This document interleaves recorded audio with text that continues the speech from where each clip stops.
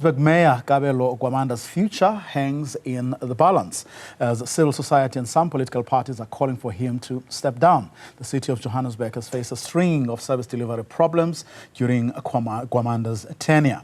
Newzroom Afrika's Dr Mpho joins us now live. Ziniko, a very good afternoon to you. Well, we're seeing the seesawing again, but does it really have anything to do with Mayor Gwamanda, or is it politics at play once again, as in fact has been the case over the past couple of years? Well, probably one would assume that actually it has nothing to do with Mr. Gwamanda as the executive mayor of the city of Johannesburg. If you look at when the timing of these developments, of course, this conversation started about 2 weeks ago, and it was following, what had happened at the national level as far as the government of national unity is concerned, but also what had happened at the provincial level. However, the dynamics are a bit different in this particular case, because those conversations at the highest level and at the provincial level were not including Action SA in all those dynamics and negotiations, because Action SA does not occupy any executive seat at the national but also at the provincial level. However, it seems as if the latest conversations that have taken place in the past 3 weeks or so have led to these calls now politically, that is for Mr. Gwamanda to have to step down before the investigation period of time. However, no one would really say that they expected Mr. Gwamanda to serve the entire full term, looking at the experience and the history of the city of Johannesburg and how it has changed various executive mayors in the past few years or so. However, now I'm joined by Dr Mpho Phalatse, who has served as the executive mayor of the city of Johannesburg. I'm going to bring her in now. Doctor, thank you very much for your time. You have left the active politics of the city of Johannesburg and the province, but we find ourselves at a place where you've been before in terms of the experience where political gimmicks lead to citizens losing an executive mayor. How do we nab this problem of inconsistency politically, if you also consider the fact that since 2016, Johannesburg has not had a consistency at the mayorship and the executive for that matter?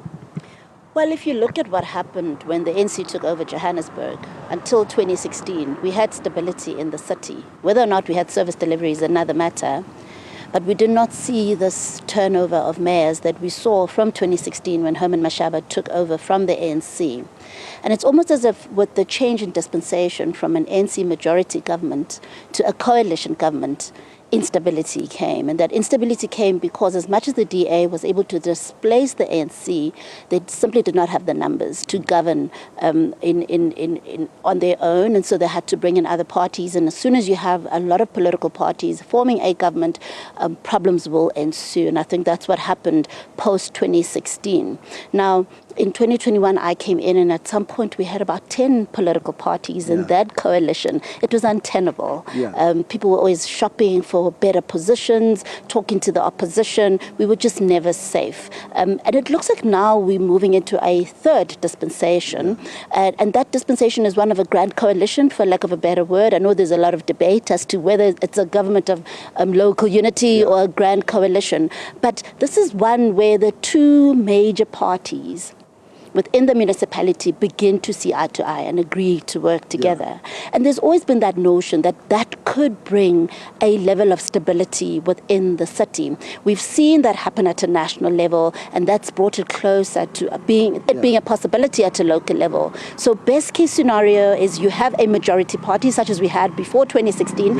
I would not say that party is the ANC. I've always campaigned for the Democratic Alliance based on the track record of good service delivery at a local level. Local level is about bread and butter issues, access to water, electricity, and so on. But looking at the consistency, would you say it's inspired or it is happening due to lack of alignment in terms of ideologies and programs and policies each party has, or it's just about politics and political positions all these parties after at the end of the day? Is it really, the issue of differences, or it's a matter of I want to get in, I want access to resources, and I want to drive the city going forward? You'd be surprised. So in 2021, during my mayorship, when we started working on our 5-year plan, we discovered that actually we're in agreement about a lot of issues. The disagreements were very few, and there were things that could be worked through. So I don't think it's largely about ideological differences. I do think that everybody wants the top seat. Everyone wants to have their own political party. We've seen greater fragmentation with every political cycle, which is really a catastrophe for voters. It just breeds confusion and continues to fragment the voter share, which leads us to this place where we can't have stability. I mean, what goes through a mayor when it gets to these moments where you are here, that you're about to be moved, you are about to be removed from your position now, in terms of your focus on the job that you need to do, which is ensuring that you're providing oversight and you're leading the executive, but at the same time having to listen and consider and start planning your exit. What's happening right now through the mind of Mr. Gwamanda from your own personal experience? Well, in all honesty, from the moment he took over office, he never had stability. Neither did I. I became mayor with 26% of the vote. So I was always vulnerable. And I relied on other political parties to keep me in government. They were shopping around and I was aware of it. So there was that internal sabotage that I knew would come at some point.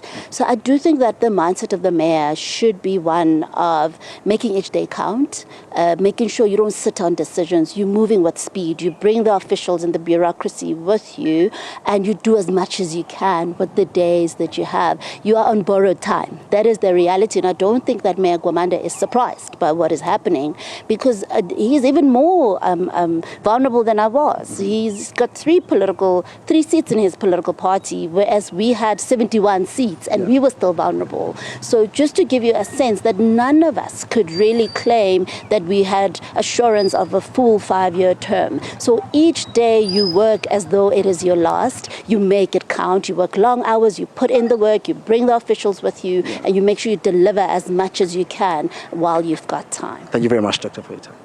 Thank you. Thank you. That's Dr. Mpho Phalatse, the former Johannesburg mayor, just giving us insight on what might be going through the mind of the current mayor, Mr. Gwamanda, as the noise increases and the calls, continue for him to step down. Dr. Phalatse, saying that, he needs to make every day counts. That's the message from Dr. Phalatse. Bravo, it's back to you.